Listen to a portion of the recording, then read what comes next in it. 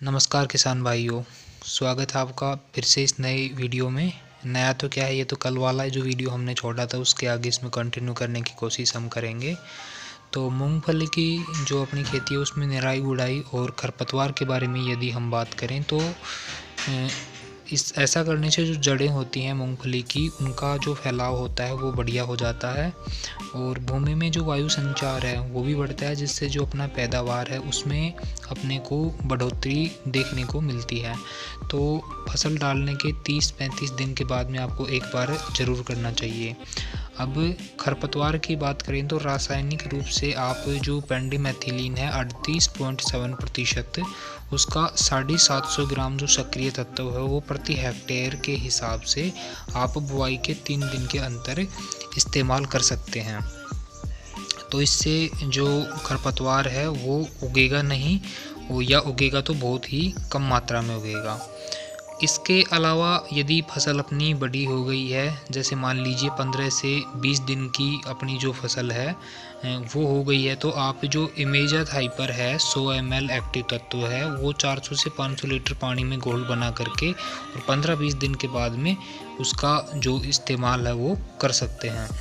तो इससे जो पोस्ट हर्बिसाइड है उस तरह से आप इसका यूज कर सकते हैं। ठीक है भाई। अब हम बात करें जो अपनी मूंगफली की जो अपनी फसल है उसमें सिंचाई के बारे में। तो सिंचाई है, वैसे तो देखें तो वर्षाकालीन ये अपनी फसल है तो इसमें ज़्यादा आवश्यकता होती नहीं है। इसमें मुख्य रूप से 4 अवस्थाएं होती हैं, जो प्रारंभिक जो वानस्पतिक वृद्धि अवस्था जिसको बोलते हैं, फिर उसके बाद में फूल बनना और पैंगिंग बनना और उसके बाद में जो फली बनने की प्रक्रिया होती है। तो ये जो चारों इसमें अवस्थाएं होती हैं वो सिंचाई के प्रति अत्यधिक संवेदनशील होती हैं। तो इस समय में आपको सिंचाई है वो विशेषकर ध्यान रखना चाहिए, क्योंकि यदि इस समय में सिंचाई ना करें हम, वर्षा भी ना हो मान लीजिए उस समय, तो फिर अपनी जो पैदावार है उस पर प्रतिकूल प्रभाव पड़ता है। ठीक है भाई, तो इस चीज़ का थोड़ा सा ध्यान रखें। अब बात करें हम कीटों की, तो जो मूंगफली की अपनी खेती होती है उसमें सबसे ज़्यादा जो खतरा पहुंचाते हैं फसल को, वो ये जो आप सफ़ेद लट या सफ़ेद गाजा, वाइट गर्भ जिसको बोलते हैं, ये पहुंचाते हैं। तो इनके बारे में रोकथाम की हम चर्चा करने वाले हैं अभी। उसके अलावा जैसा दीमक आप देख पा रहे होंगे, ये भी इस फसल को काफ़ी नुकसान पहुँचाते हैं। उसके साथ साथ सफ़ेद मक्खी है, माहू वगैरह है, ये कुछ और जो बीमारियां हैं वो इसमें नुकसान पहुंचाती हैं। तो इनके लिए जो कार्बोफ्यूरॉन 3% सीजी के नाम से दवा आती है, इंसेक्टिसाइड या निमेटिसाइड जिसको बोलते हैं हम, तो इसका इस्तेमाल है वो आप कर सकते हैं। बेटर रिजल्ट आपको इससे मिलेगा।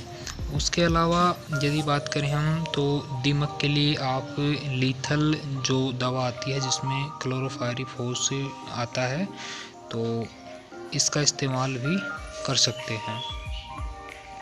अब एक ज़रूरी बात जो मैं आपको बताना चाहूँगा यहाँ पे, जैसे एक किसान भाई है, इन्होंने कमेंट किया है कि मेरे से 1300 रुपये 1 लीटर जो लीथल है उसी वीडियो के ऊपर, तो वो ले लिए हैं, गोजालट के लिए इन्होंने ख़रीदा था। तो भाई जो आपको मैं यहाँ पे इन्होंने देखिए नीचे यहाँ पे नंबर दिए हैं, तो आप इस तरह से कमेंट बॉक्स में अपने जो नंबर हैं वो बिल्कुल ना दें। आपको कोई भी इश्यू है तो आप जो टेलीग्राम चैनल है उसको ज्वाइन कर लें, क्योंकि बहुत सारे जो असामाजिक तत्व होते हैं वो फिर इन नंबरों से आपका गलत फ़ायदा है वो उठाते हैं। तो जानते हैं आप कि आजकल किस तरह से ठगी वगैरह हो रही है, तो इस वजह से मैं आपसे रिक्वेस्ट है कि आप इस तरह से नंबर कोई भी किसान भाई है वो ना दे कमेंट बॉक्स में।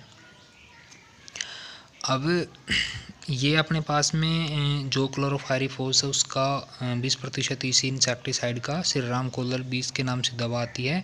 ये वीडियो मैंने पहले भी बना रखा अपने इसी चैनल के ऊपर, तो आप इसको वहाँ से भी देख सकते हैं, इसके बारे में क्या किस तरह से प्राइस वगैरह है वो सारी चीज़ें। ठीक है भाई, तो ये जो दवा है वो आप दीमक के लिए इस्तेमाल कर सकते हैं। उसके अलावा जो इमिडाक्लोप्रिड है अपने पास में 17.8% SL, इसका भी वीडियो हमने पहले बना रखा है। तो जो वाइट मक्खी, थ्रिप्स वगैरह हैं उनको कंट्रोल करने के लिए आप इसका इस्तेमाल है वो कर सकते हैं। ठीक। अब प्रमुख रोगों की बात करें हम तो प्रमुख रूप से जो टिक्का है, कोलर है, तना गलन है, रोजेट रोग है, ये इसमें पाए जाते हैं। और इनके लिए आप जो डाइथैन M45 नाम से दवा आती है उसका 2 ग्राम प्रति लीटर के हिसाब से 10-12 दिन के अंतराल में स्प्रे करें तो आपको इससे जो बढ़िया है वो रिजल्ट देखने को मिलेगा। अब बात करें हम इसमें जो फसल है अपनी उसकी खुदाई के बारे में। और तो भाई जब पत्तियां पीली होने लगे अपनी फसल की तो उस समय, और जो पत्तियों से टैनिन जो होता है फलियों का उसका रंग जब उड़ जाए तो उस समय आप है जो हल्की सिंचाई करके और फिर इसको खुदाई कर सकते हैं। हल्की सिंचाई करने से क्या होता है कि एक तो जो इनमें नमी होती है वो बरकरार रहती है जिससे खराब होने का जो संभावना है वो नहीं रहती है। उखाड़ने के लिए आप जो अर्थ डिगर या ग्राउंड नर जो डिगर आता है उसका ट्रैक्टर चालित उसका इस्तेमाल कर सकते हैं। ठीक है। अब जैसे आपने इनको उखाड़ लिया है तो 8 से 10% से ज़्यादा नमी ना रखें जब भी आप इनको स्टोर कर रहे हैं, क्योंकि इससे ज़्यादा नमी होने के बाद में जो अपनी रखी हुई जो फसल है, जो स्टोर की हुई फसल है, उसमें फफूंदी वगैरह लगने का चांस है वो बढ़ जाता है। ठीक है भाई।